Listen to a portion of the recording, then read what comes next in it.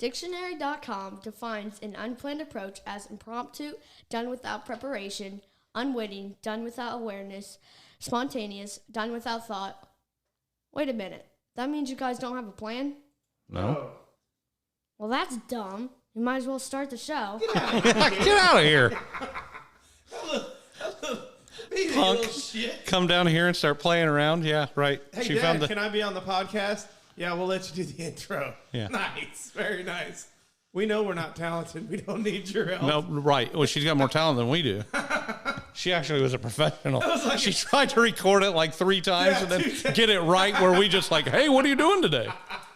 2 takes. 2 takes. I said, thanks, I'm out of here. Right. Now I'm going to go back upstairs. I'll leave your bill at the end of the table. Right. Thanks, you little stinker. Oh, my God. So, man, believe it or not, Kyle, so schedules have made it a little bit difficult to get together, and we've had some people drop out at the last minute. So we haven't gotten together live in a weekish. Yeah, about a week. But we put up one of the lost versions. Right. When you said you put it up, I didn't realize it was the one with me and my future tennis player wife. I'm just glad I was nice about that because I remember explaining that story to other people, and I wasn't as nice as. Really? We didn't box in the same weight class. She's chubby here. Right. It's pretty bad, but. Well, I'll tell you. So I had to save it on my. I had to save it on my computer so that I, could upload it, right? And I have to write. I write a little blurb so I don't get them confused because I can't keep track of the numbers because we've done too many. So that one was named Marla Hooch. And if you don't know the reference, don't listen to the show. Right. We don't want you. We don't care if you listen to it. Don't tell anybody about us. Nothing. You missed the whole thing. But what I was getting at was I had people texting me, and we follow the analytics of the show. Sure. Nobody comments. Nobody follows. Nobody does any of that stuff. We just get the analytics based on who comes to, who clicks on to listen to that. Right. So we don't have any... Hey, you guys suck. Hey, you're great. We love it. None of that. We love it. No, actually, I've gotten a little bit of that lately. From some friends that have listened to it and said, "Are they?" Hey, listen. I mean, putting it on the sites. Oh no, not putting it on the site. Because I get verbal stuff too, and I guess when I text you on Friday and I said, "Dude, we got to get something. We got to get some more stuff going. We got to get some of these people to actually come and do the show because." People thought after my apologies for the F-bombs on the Buddy series that you were going to quit. Like, man, did the FCC get you? Right. You guys are done. Yeah. You're off the air. Yeah, one guy of the federal commission heard us say the F-bomb one too many times. And on the contrary, I had a buddy from Illinois who listens to every episode. Go get him dressed. Said, man, I love the F-bombs. Keep them coming. Right. Well, kind of funny. You don't hear a lot of language on many of them, and I listen to a lot. Right. I think everybody tries to temper it, and I think whether you call it a problem or not a problem, our issue is we get way too loose. It's just having a fun conversation. We start laughing, and then sometimes it gets a little sideways. Well, the way that you ended the one the other day with me saying, we didn't even say an F-bomb, and then you hit it. Well, you got to throw it in there occasionally. So I had softball all weekend. I had travel softball, 14, 15-hour day. On Saturday before Easter, which, until you've spent 15 hours in Greensburg, Indiana. I spent some time in Greensburg. Right. 15 hours in a row? Well, maybe not 15. Not in a row. Okay. So you don't know what I'm talking about. Hey, right. Beautiful city, known for the tree growing out of their Capitol building there. Mm-hmm. So if you want to go see on a triptych, a family 1 hour, one of those things they do, the 1 hour from Indy trip you can take, run out to Greensburg. And then look at a tree in a building and then turn around, go to Wings and Rings, I guess. Right. They got custom rings. I've never been there, and I heard it's great. It really, in all honesty, they do their chicken wings, they do smoked, regular fried, or they call it country fried. Mm-hmm. They just put gravy on it. They just guarantee. Or the dude cooking it doesn't wear shoes. Either way. Hey, on Paul, chicken wings are done. You hear the he's back there. Catch him, Junior. You got a little kid chopping heads off, little kid defeathering them and throwing them. Right. I mean, you want the full experience Right. of country chicken. That's it. No shoes on. And overalls and no shirt. Oh, God. Smells amazing. I mean, but the food's great. But the food's great. I was there for the Yeah, experience. he can cook. I mean, he's not messing around. But in all honesty, it came out and it so I was getting mine without dressing or without sauce, and it came out and they looked like chicken wings that were made at Kentucky Fried Chicken. So they had that texture instead of the regular fried texture. And they were great. I mean, they were great. So you do yours without sauce all the time? all the time. Dry rub, right? I either get them dry rub. Dry rub. It's the only way. I'll get the sauce on the side because I like tasting people's sauces. Mm-hmm.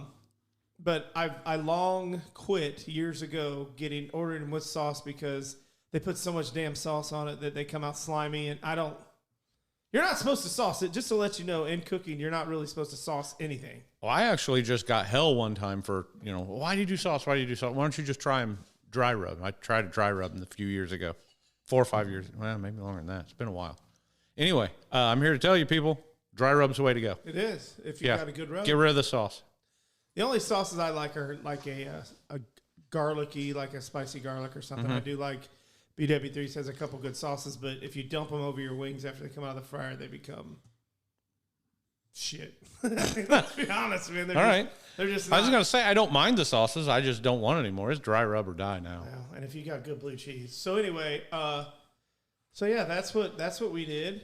I was at a 10U tournament 2 weeks ago. I've got some good stories about that because if you remember correct, if we could go do a callback to episode 3 when my sister was on talking about Snackleboxes. We talked about Snacklebox. that actually came up yesterday at Easter. You're kidding. People were like, what's a Snacklebox? And yeah, because no one knows. That's a I was mystery. like, just go home and get our Snacklebox Right. and show this person what this is. Trying to explain it to my 70-some-year-old mother. It's a tackle box like fishing. Right. Well, why can't you put a bunch of stuff in that? Because it's not deep welled like a tackle box. Right. Plano isn't thinking about carrots and cauliflower. Shimano's not making these. Right. But the clientele difference between travel softball and travel volleyball is so different. I know we touched on it in the third episode, but travel softball is more country club, more Royal Caribbean, cruise line. Everybody wanting to have a good time, but it's not. So, on the contrary, softball is more tattoos, obesity. Softball's a John boat, is that what you're telling me? Like an armada of John boats, they're all tied together with rope. Yeah, that's a great. Yes. Or just a 15 pontoons, right. I guess. That'd be better than a John boat. These are the people that honest to God, they go out and they have a travel trailer or a fifth wheel. Hell yeah. And they're driving them to these tournaments. And they're parking them in campsites or in parking lots at Center Grove Little League, Lassie League down the street from and they're just staying there for the weekend. That's what they park. Shitter's full. Yes. Hey, Clark. It's like, shitter's full. It's camping out in a parking lot. And then as they move in, I mean, there's not a lot of excuse me's. There's not a lot of, hey, can I help you with that? Nah. There's plenty, but there's more tattoos all over the place, diabetes, obesity. I mean, I feel like you're just attacking me personally. I've got a tattoo. I am obese, and I've got diabetes. So I feel like Corbin. Do you want to come Corbin. back? They're probably bald. Probably sell insurance. Left-handed. Yeah. Well, man. So we can't talk about that anymore. I didn't realize I just destroyed you from the inside out. Just for listeners, I didn't know all that about Kyle until just now. But it's just so. I mean, everybody has the gear, like the pullovers, and that they all in those stupid weather pods. They've all got to protect this house. Oh, I mean, you're right. Right. We got to protect this house. God forbid you don't smoke inside the park. You got 15, 20 people out there hammering their cigarettes. Right. And it's never anybody healthy looking. You know, it's we're in a health crisis like we talk about. I'm going corn dogs, you know, cotton candy and cigarettes. That's the 3 food groups. That's at the bottom of the pyramid. Right. Hey, but they're on the pyramid. Right. They may be at the bottom, but they're on there. So coming from a baseball, softball background, we talk about it a lot. So we're 10U softball, right? So you're still trying to figure out if people can pitch. Mm-hmm. The umpires, unfortunately, sometimes side with the hitters so they don't expand their zone. So there's a lot of walks and stuff. Sure. Well, we're playing this team this past weekend, and one of my favorite things to do when I'm coaching my girls in softball when they're younger is coaching like third base in front of the other team's dugout. Right. So I can hear the other coaches, because I'm going to be honest, man. And if somebody has a statistic for this, definitely let me know. Email us or go to the website or something, make a comment. I'd love to know how many actual travel coaches played at girls softball or baseball. Right. Just the bat and ball sport. Right. Because some of the shit that I hear. Well, yeah. And I'm not talking the usual keep your elbow up. Right. I'm talking this umpire's terrible. I mean, 8U, right. 9U, 10U. This kid, we were playing pretty well. We were beating this team to death. And so there were 2 calls in this. There were 2 balls and strikes calls that I thought might be, you know. Marginal. Right. I'm like, that probably was a strike. I would have called that type thing. Or usually most of the game is like that, where you're like, God, what's this guy looking at? Right. So we're pounding this team, and this guy, he's got the, if I had you try to describe what this guy looked like, this dad, 10U softball coach, I'll start sleeveless shirt. What else does he look like? Oh, he's got wristbands. He's got a wristband. He's probably got some sort of jewelry on his hand. Jewelry? He's definitely a necklace. A lot of tattoos. Probably a sleeve. He does not have a sleeve tattoo, because with his particular body structure, sleeve tattoo does not look good on fat guy. Oh, okay. does not look good on fat guy. And assistant coach is meathead. Okay. So you've got one guy that used to probably lift. Now he just drinks a lot of beer, and that muscle's turned into a beer. The weights are over there. I mean, I can see them. And he's the one huffing and puffing back and forth, bitching and moaning about the umpire. And I'm like, and then he says at one point, 10U, I don't care. I think it's his daughter probably pitching. I hope it was his daughter, because what he said. He said, if you don't get this out, he screams this from the dugout. If you don't get this out, I'm pulling you out of the game. I looked at the female umpire. What that looked like? Did you hear? And she looked at me. What a dick. Yeah, I agree. What a dick. That's awful. Why would you do that to a kid? She like any kid. She like walked or hit the next kid. Or I think we might even got a base hit. So she's throwing strikes. He goes out there and jerks her out of the game. I'm like, that's your job. Your job is to throw a strike. Oh my God. But so to go back to description, did either one of them do my favorite? I'm going to go ahead and call it my favorite douchebag thing of all time. The upside down sunglasses on the back of the head.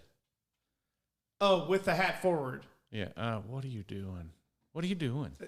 Dude, that's cool. I cannot take that. What, I want to take their sunglasses and just break them. You know what that used to symbolize? Guy that played at a decent. That's what they thought. What? Yeah, those were the guys. I thought that was some Guy Fieri dine-ins and driver. Yeah, but from a standpoint like that, I have never worn sunglasses on the back of my head ever. You would. No. Let me explain this. God, now I don't even want to know you now. I don't wear them like that.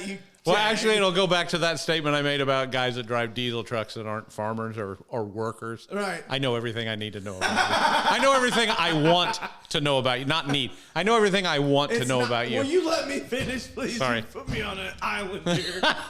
Well, after the diabetes fat guy with tattoo. Island of douchebag softball coaches here. Jeez. No. Sometimes I will wear my glasses, my sunglasses, because I wear prescription sunglasses that still go around the ear, not like the Oakleys that you're talking about, where they point them so that the points go to the front. Yes, I know which douchebag you're talking about. I will, if the sun is You going know him because you're down, sitting next to him. because I am Yeah, him. because I drove him to the park. I was him for Halloween and every other day. Right. No, I'll turn my sunglasses upside down and put the hooks that go up under the front of my hat so that they don't fall off when I take my sunglasses Well, there's a reason for that. Well, okay, so the way I was trying. So you're just a different sort of scumbag. I was trying. You're related. I was trying. You're scumbag adjacent. I was trying to figure out if I'd ever worn them the way you said, and I didn't want to comment until I cleared myself. Right. Let me come up with a way that I can say that I do it without saying I do it. He might have got me there. It wasn't me. Mine were the other way.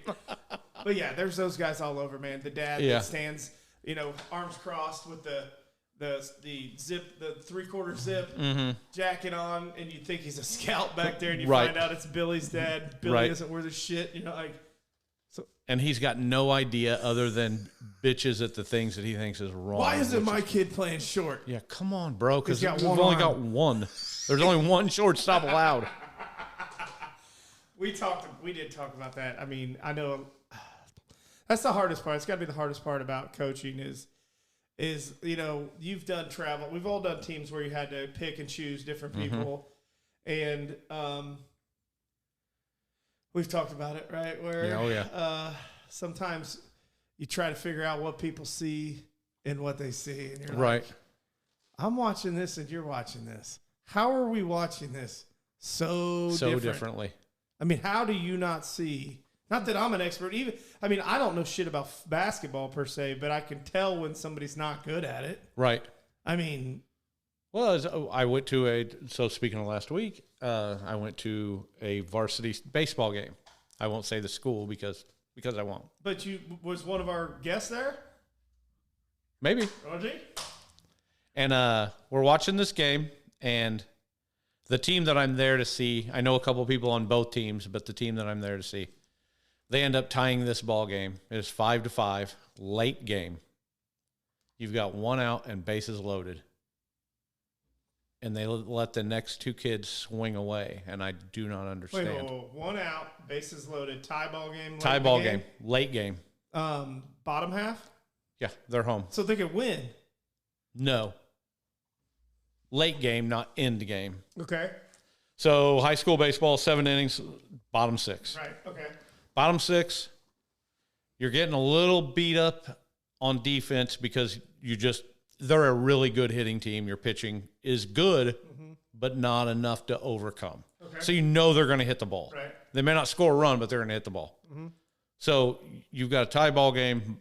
You're half bottom, bases loaded, one out. What do you do? Bases loaded. Who's up?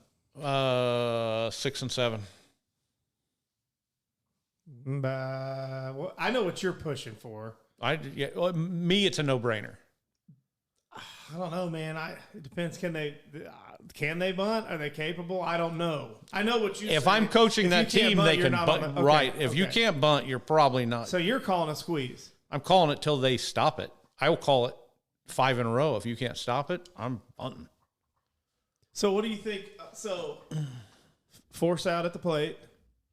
A shitty bump. They had speed at third. Oh, a lot so he's of speed at down third. A lot, so it's going to be. It's going to be. If he gets it down, no chance. If he hits, if he makes contact with the ball, no chance. Well, you didn't say that. You got to give me. I'm the sorry. details. Okay. Well, then the details. You had 2, 3, and 4 on base, and 4 was being pinch run for. So you had speed, and speed. Okay, yeah. Well, you're not getting doubled up at that point. You're not getting doubled up unless it's a terrible bunt. But how do you know that the hitter isn't kind of a clutch kid? I mean, you don't know. I mean, if he's on your team, I know him, and he's actually a really good kid. Like, he's a good ball player. You knew him personally? Uh-huh. Oh, okay. Yeah, I'm not impugning any of these. Right. None of them. I'm saying, why wouldn't you squeeze? This kid is a baller. Right. And if you say stand on your head, he would just do it.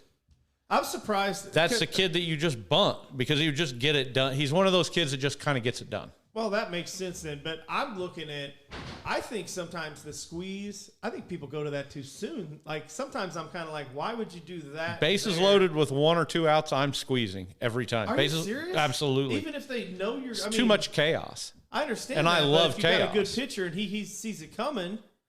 Most high school pitchers fall off to the arms or to the glove side. Right. He did. He fell off badly. And so that means you got a right-hander at the plate. He's falling off towards first. Third is playing up-ish, but not real bad because he's trying to hold that runner because everybody knows that kid's fast. Right. Shortstop's playing double play depth.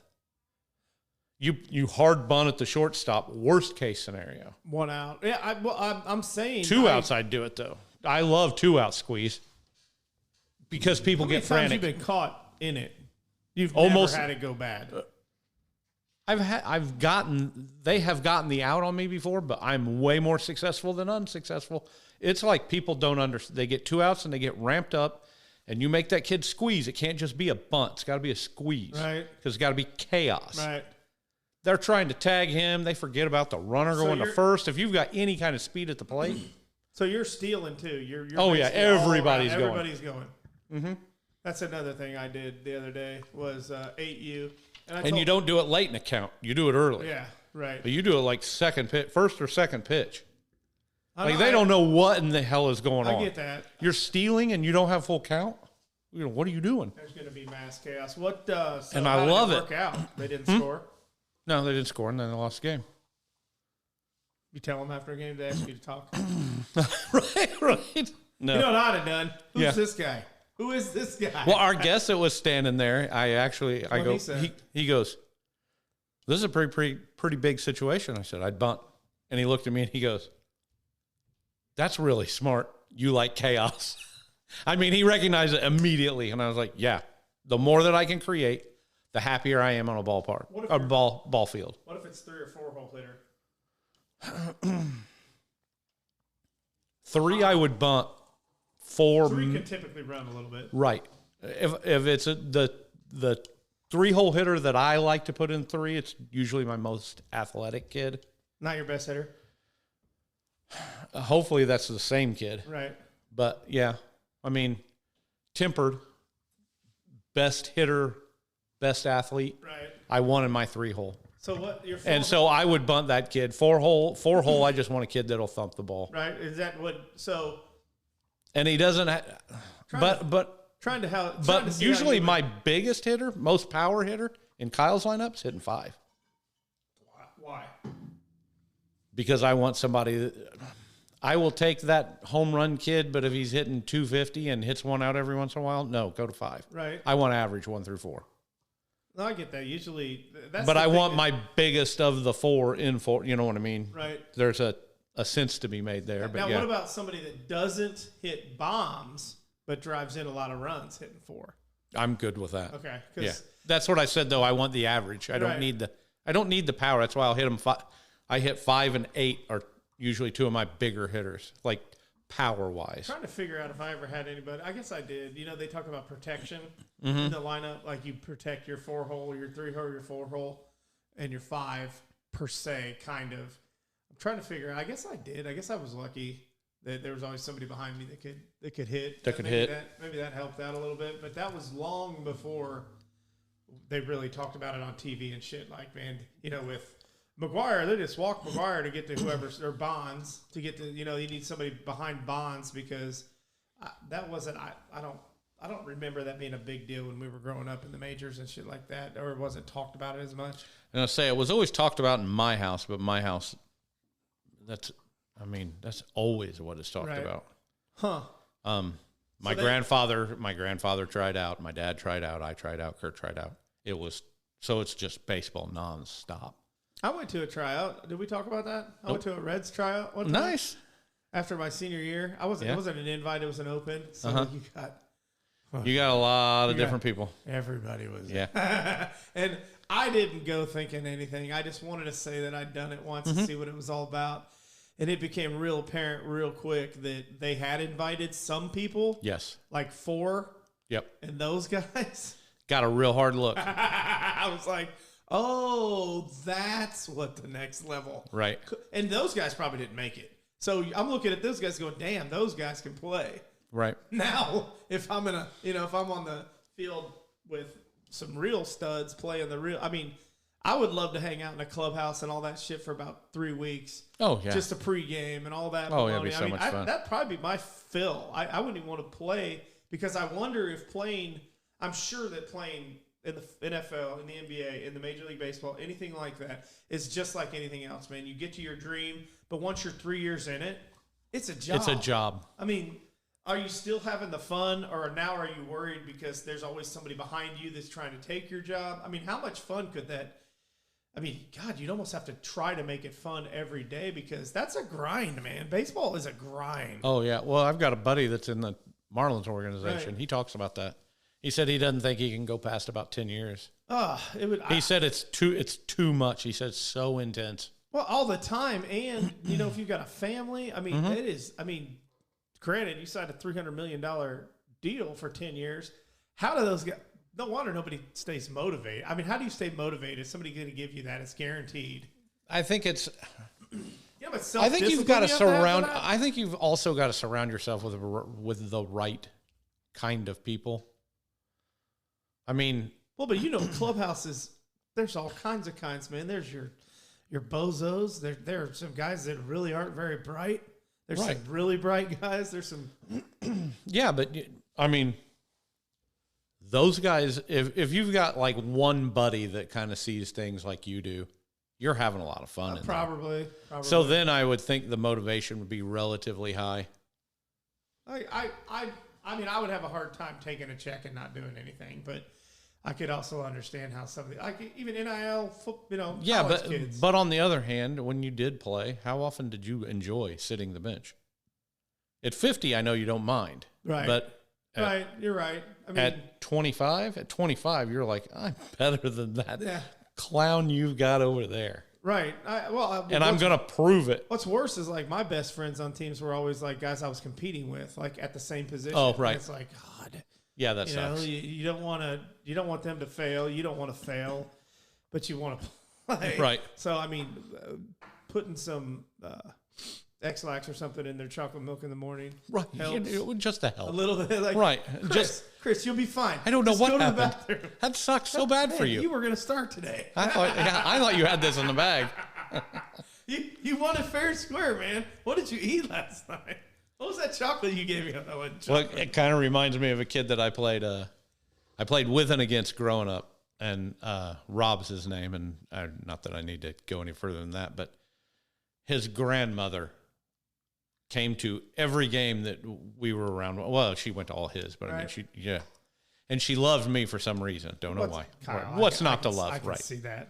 Well, anyway, if we were playing against one another, she would find me before the game, and she'd be like, Kyle, I hope you go 4 for 4. I hope you hit 4 home runs. I hope you throw a one-hitter. And lose 1-0. She said it before every game. And I know she was sincere. Right. She also said one of my favorite lines I've ever heard on a baseball field. So Rob's a pitcher, I'm a pitcher, right? Rob pitches, he pitches his ass off and loses it's like a 2-1 game or something like that. And had an error at third base. He bobbled a ball. Throw was late in the game. Okay? Like kind of a throwaway play. Right. But it was kind of pivotal. Uh-huh. And when the game's over, I can hear his grandma and everybody's quiet. That's okay, Robbie. You'd have won if it weren't for that fat-ass Joski. Grandmother. That is the best. That is the best.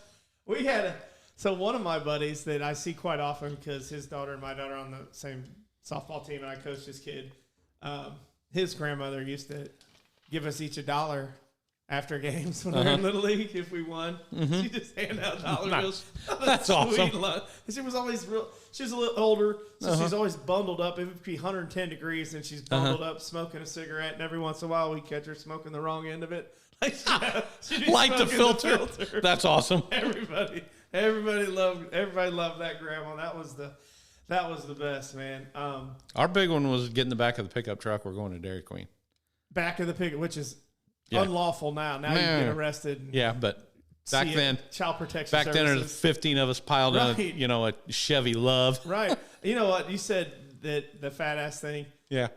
So when I was at a Colts, me and a friend of mine I used to have Colts tickets, and we used to go, and I couldn't stand.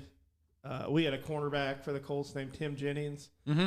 Fast as all get out, was faster than hell on Madden. Mm-hmm. Just always got burned, and I couldn't stand the guy. Right. So we drink at these games, right? And Yeah. we sat in a section, and we had a good time, and he gets burned on one play, and finally I'd had enough. Mm-hmm. And I'm screaming from the 600 level, so I'm he's not going to hear me. Right, no. But I'm going to tell him anyway. I'm yelling, I hate you, Jennings. You suck. You're the worst. God, you get burned all the time. And I hear from 3 sections over above me. So this is a guy 600 and plus. He's got worse seats than I do. And I just hear, and it's kind of quiet, and everybody heard. He goes, he's better than you, fat ass. My buddy sitting next to me fell out of his chair. Oh, that's the best. And the whole crowd was I love like, that stuff. Oh, and you know when somebody gets you like that, there's nothing to say. No, so you just laugh and point. I went, I hope so. He should be. I mean, nothing to say. Just kind of like, I very rarely am I robbed to the core of a great comeback, and I just thought that was funny. Yeah, he smoked you.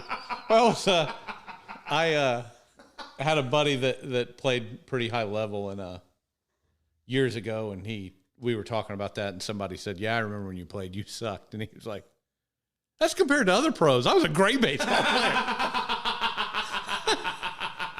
So one of my buddies, which he's right though, he was an unbelievable high school and college player.